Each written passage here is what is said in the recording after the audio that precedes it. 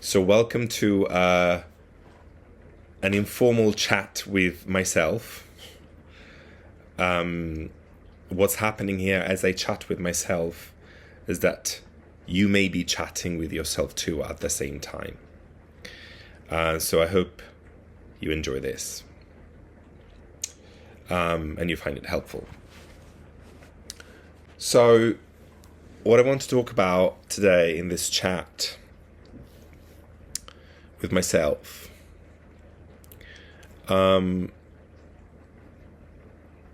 it's to do with embracing vulnerability. I think it's one of the most important thing. Embracing vulnerability. Yeah, it's a whole deal. What does that mean? Does it mean let's start crying in public? Yeah, it does, actually. No, it doesn't. It doesn't mean that. It just means make sure that you're not hiding all of the parts that are actually your real, genuine self. Because I feel that's what you've done in the past, Alexander. Many people do this. So as you listen to me, you and everyone else at this lovely place where we are having a chat and people are listening to us in conversation, I would like you to recount what your journey has been like in realizing that vulnerability is one of the most important things. And what comes to mind, essentially, first of all, is when I started my acting training, method acting. When I started my method acting training, because there was a lot of work on myself then, and it was all about realizing what my unfulfilled need was. And I think everyone, especially actors are supposed to be experts in human behavior. So especially actors, but everyone would benefit from realizing what their unfulfilled need is, what drives their actions, whether they're aware of it or not. That's what happens with everyone. We all have this thing where we are driven by a need. And for me, surprise, surprise, the unfulfilled need that I realized I had was need of approval. Need of approval. And it was such a revelation to go through all the things that I used to do and all the things that I used to say to make sure people gave me that gratification of being a good boy, because I didn't have that. I didn't have that for some reason in myself. I didn't believe I was good. I told myself I was good, and I built this public persona that was so thick and strong that people actually believed that I was very confident. But of course, deep down, people can sense that that's not the case, because that's what everybody does. Everybody does this, right? In their own different ways. This is not special. We all do this, but we all feel alone in doing this. And when I realized that that was the case, that was great. I used this so much in my art, in my craft, and it made me grow so much in that couple of years that I was doing that training. I was working so much on myself, and it was super helpful. To the point that people suddenly could not see my unfulfilled need anymore. Because the moment that you actually open up and you embrace that need, you embrace your vulnerability, and you show who you really are, you accept that I had an unfulfilled need of vulnerability. I did. An unfulfilled need of approval. I did have it. And that was making me extremely vulnerable. So in detail, just to give you an actual example from my life, there used to be a lot of sensitivity around me being incapable to do something. It used to be really hard. And in some ways it still is, of course, because it never goes away. Your whole life, your unfulfilled need is always there. But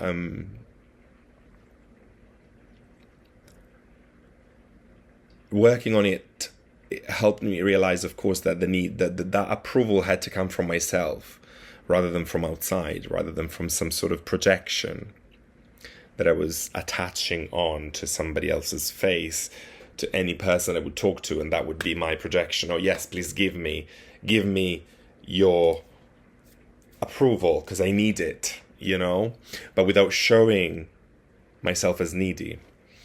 And all of that changed so much through the years, thanks to the fact that I realized that. It doesn't mean that I don't have need of approval anymore. It just means that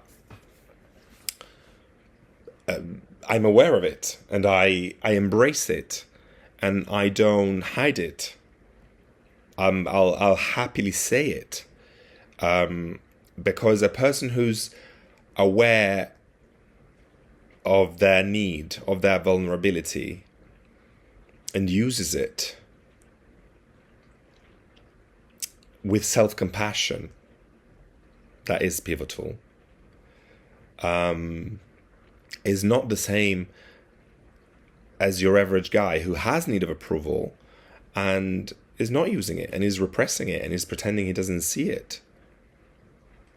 So I'm wondering whether you feel like this chat on revealing what your unfulfilled need is helping in any way. Do you feel anything resonating as I say this?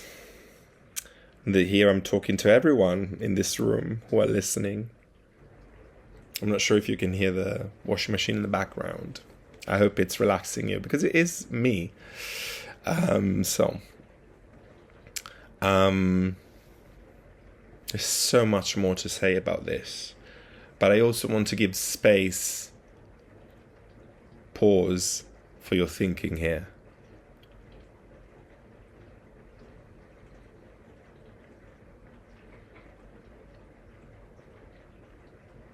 Ask yourself, what is your unfulfilled need? Is it approval? Is it protection? Attention? Love? Validation? Recognition? Respect? Safety?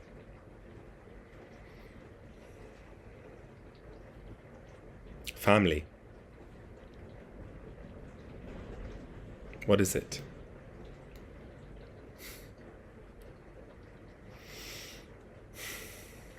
Think about it. When I think about my acting journey, I am very emotional, actually.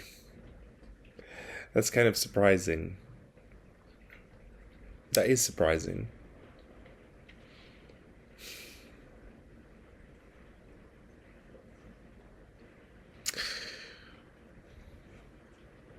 To each person, it might mean something different. Like, it doesn't have to do with success for me. It has to do with vulnerability. It has to do with truth and healing. I've been on my own journey. I did it my way.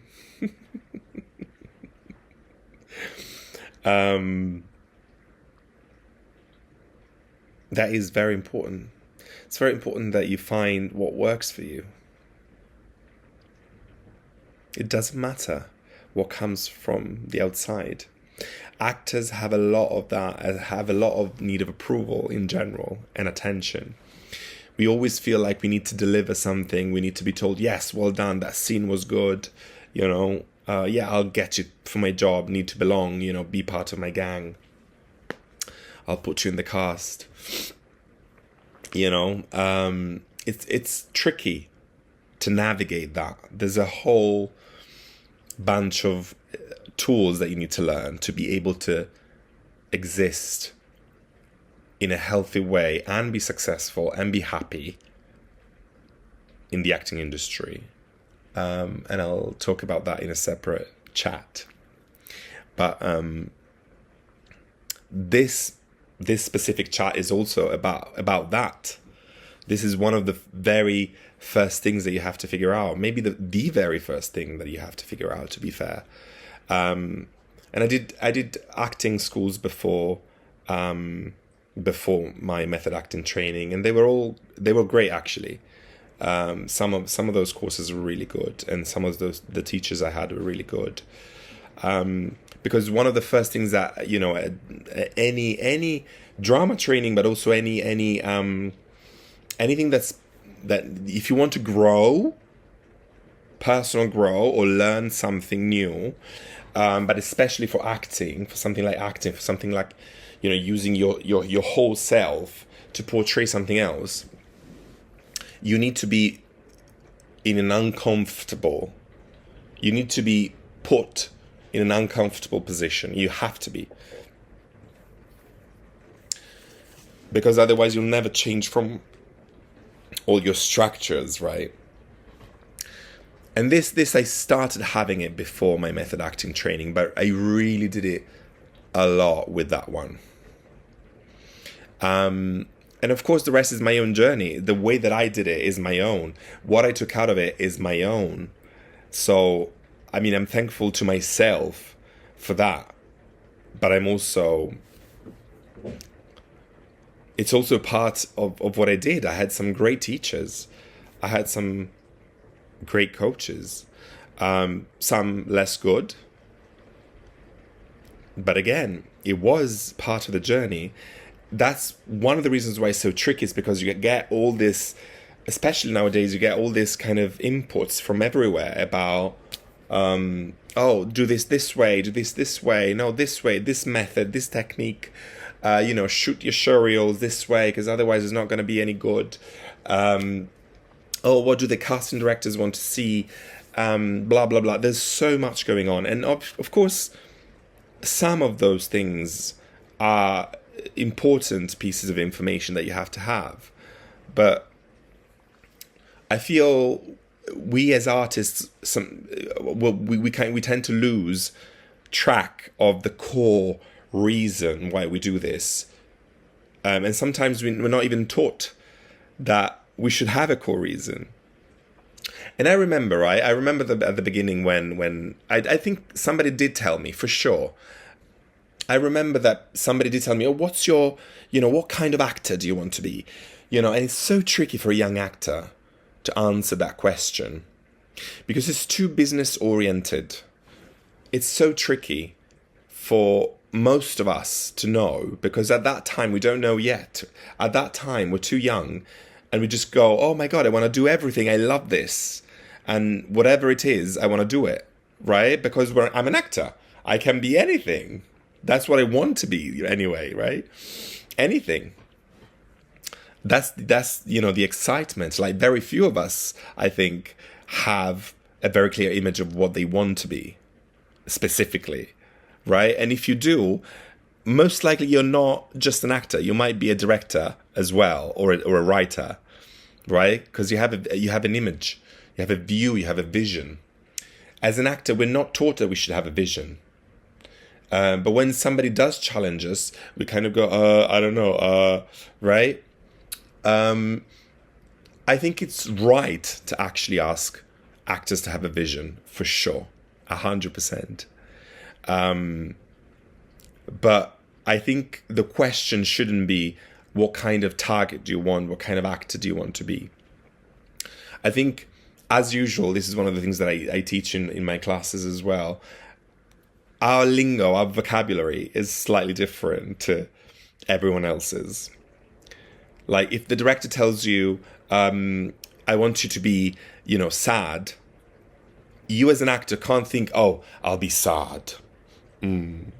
Because that's not going to be real. You have to think, you have to go through the process. You have to translate that into something else. What makes me appear sad or feel sadness?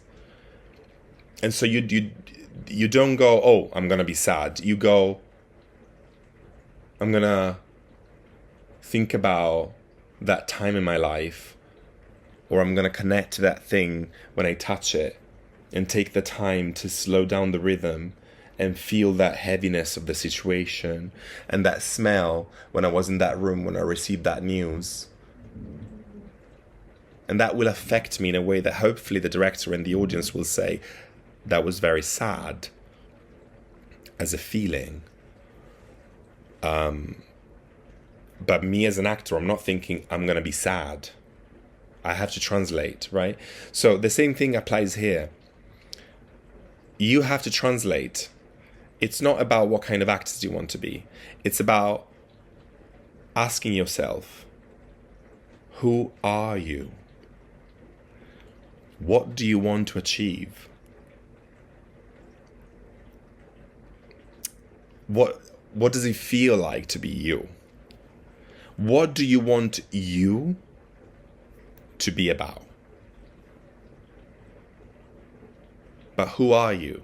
What matters to you? What do you care about? Write all these questions down. I suggest.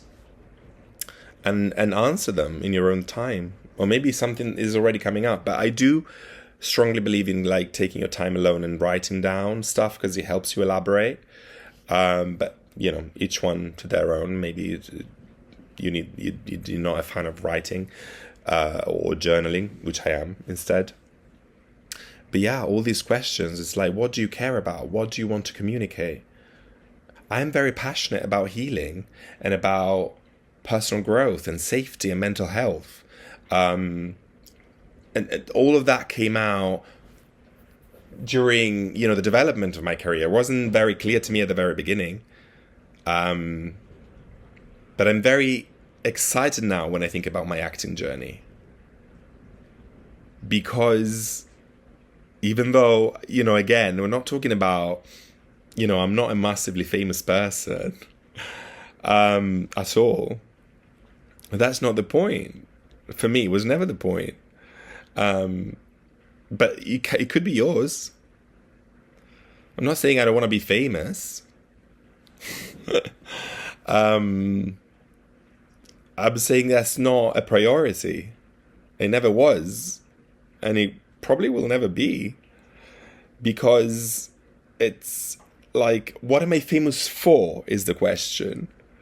And think about my need of approval. You have to keep mindful of what are you doing stuff for. Do I want to be famous because that way people will tell me I'm good? There will be lots of people telling me I'm good. Oh, he's such a good actor.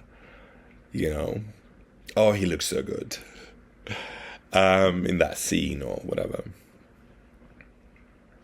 And so once you realize that and that feels good, but then it goes, okay, but right, sure. And then what? So what does it do to me, to have people telling me I'm good? I'm happy that people tell me I'm good. It does feel good. Of course it does. Should that define my whole approach to life and to my self-fulfillment and to my career fulfillment?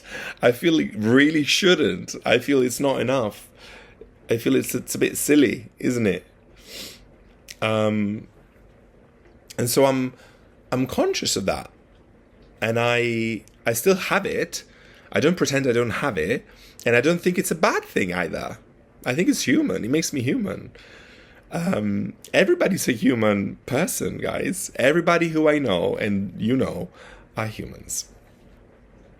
I hope this conversation has been helpful in some way. Let me know in the comments. You know, anything that came to mind when I was chatting about this. Open conversation, open flow. I hope you enjoyed it. And if you did like it, please like, share, and subscribe to my channel. And I hope I'll see you again, hopefully, for the next chat with myself and with yourself.